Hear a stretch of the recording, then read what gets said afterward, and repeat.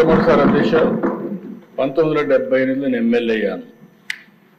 అప్పటి నుంచి ప్రజల కోసం పనిచేయడం, అనునిత్యం అధ్యయనం చేయడం, నిత్య విద్యార్థిగా నేర్చుకోవడం, నేర్చుకున్న విషయాల్ని ప్రజలకు న్యాయం జరిగే విధంగా ఏమేం చేయాలో చేసుకుంటూ ముందుకు వచ్చాం.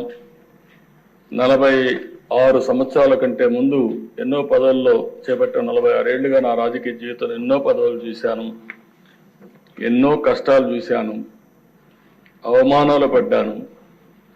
కడాన నా మీద క్లేమోర్ మైన్స్ 24 బ్లాస్ట్ చేస్తే సాక్షాత్ వెంకటేశ్వర స్వామి నన్ను కాపాడాడు, ప్రాణభిక్ష పెట్టాడు, పునర్జన్మ కల్పించారు.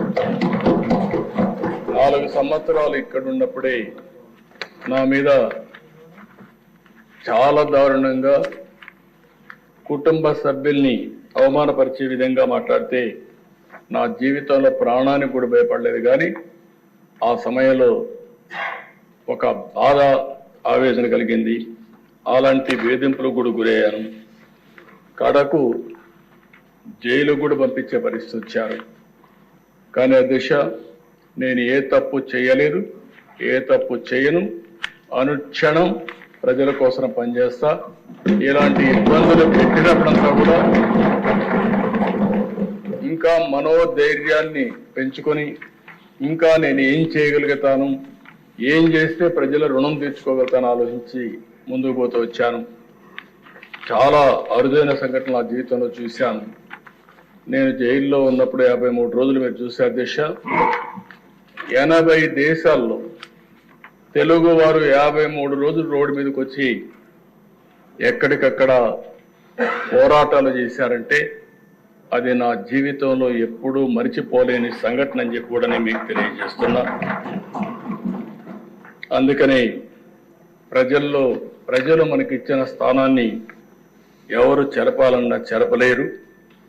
అందుకని ఈరోజు మీరు చూస్తే 4వసారి ముఖ్యమంత్రి.